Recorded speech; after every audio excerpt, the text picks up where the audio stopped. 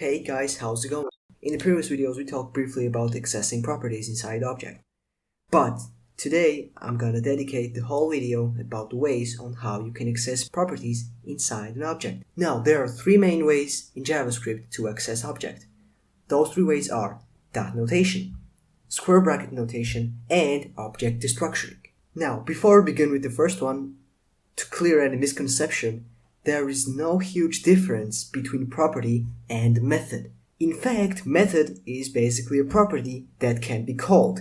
It's just a property with function as its value.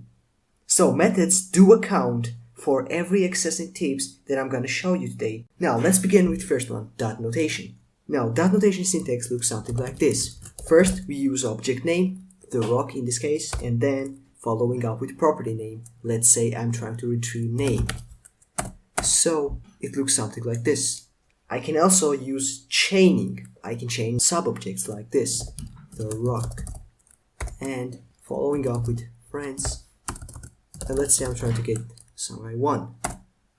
Now the thing about the property name here is that property name must be a valid JavaScript identifier. Now identifiers in JavaScript are sequence of characters in the code that identifies a variable, function, or property. They are case sensitive, can contain Unicode letters, and they can also contain $, underscore, and digits as well, from 0 to 9.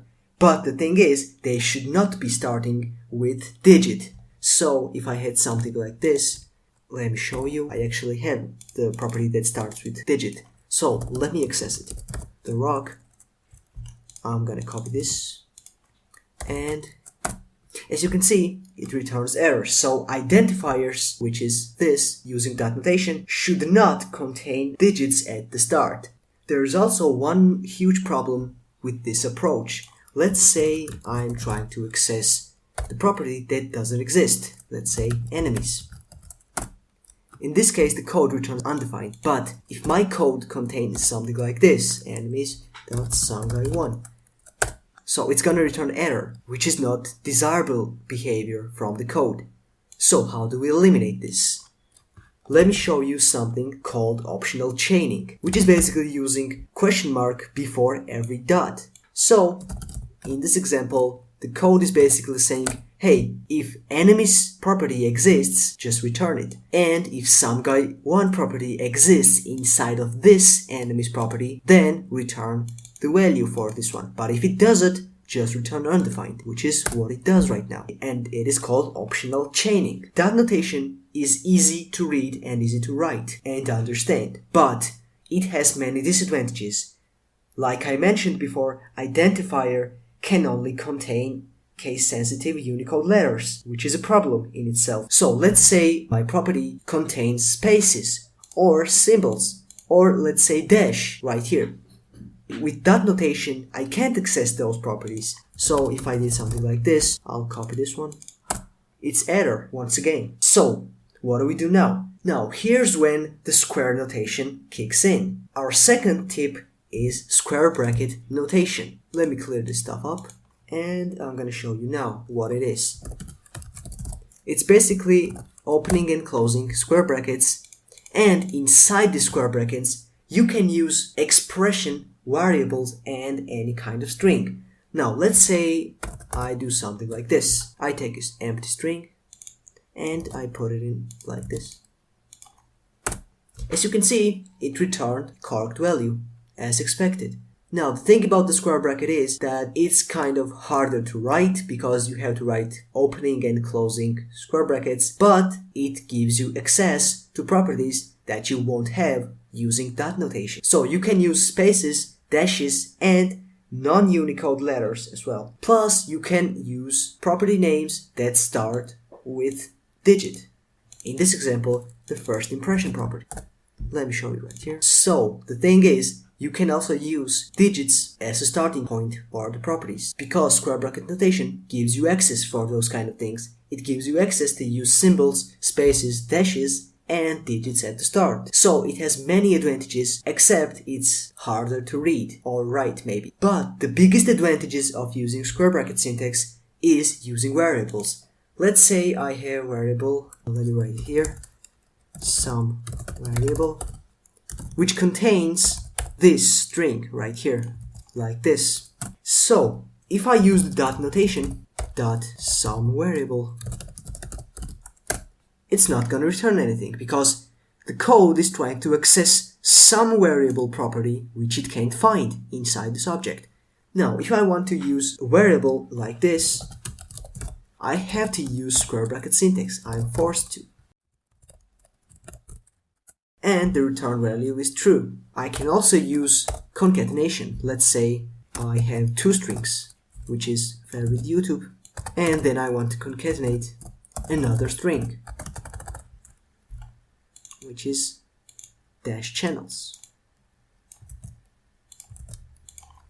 As you can see, it works. You can use any expression inside the square brackets, which is kind of cool. Also, another cool thing about dot notation and square bracket syntax is that you can use both of them. Let's say I'm trying to access friends, and then I'm trying to access some guy like this, the rock. I'm gonna access friends with dot notation, friends. Oops, I said friends. I can access some guy like this, some guy 1. So you can use both of them at the same time. In this example, I'm trying to access friends with that notation, and then inside the friends, I'm trying to access some guy with square bracket notation. We can also use spaces and symbols like this with square notation. Using that notation, this would be impossible because it has space.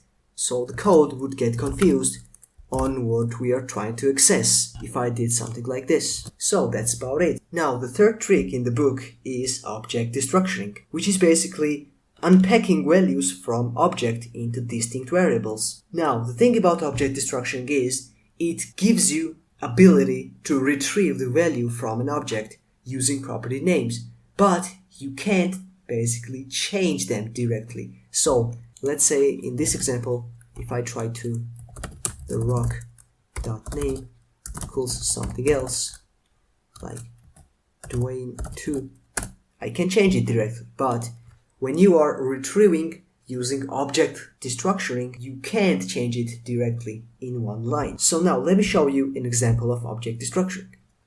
Let's say I'm trying to get name and last name into distinct variables, like let's say I need name variable and last name variable in my code that gets value from this object.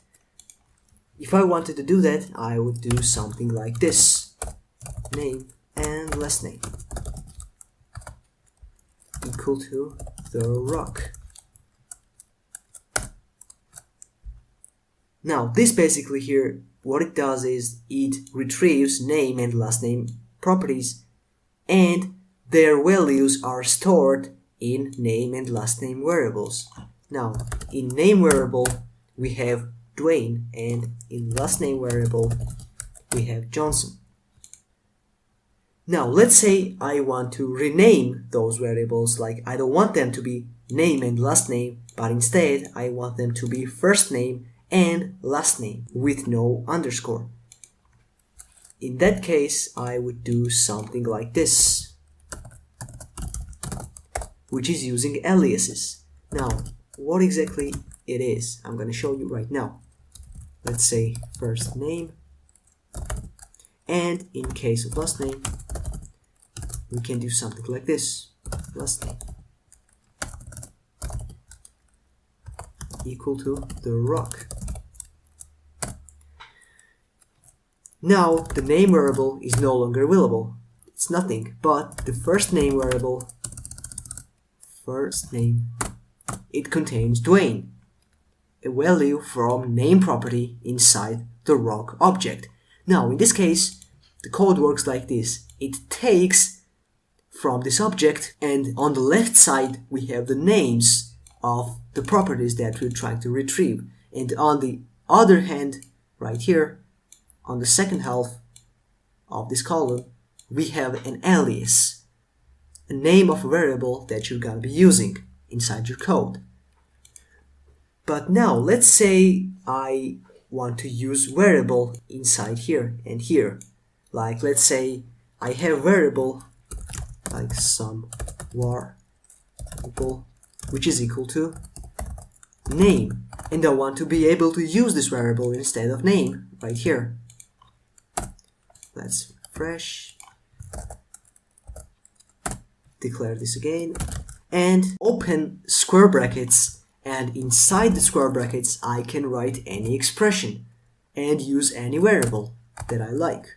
Let's say some variable, following up with desirable alias, in this case first name. Now, and let's end with the rock. So now the first name variable will be set using this variable instead. So we're not directly using name right here as the name of the property. We are using variable, like in square bracket syntax. So that's about it for this video. Make sure to subscribe and like the video. It helps us a lot. And see you later. Bye.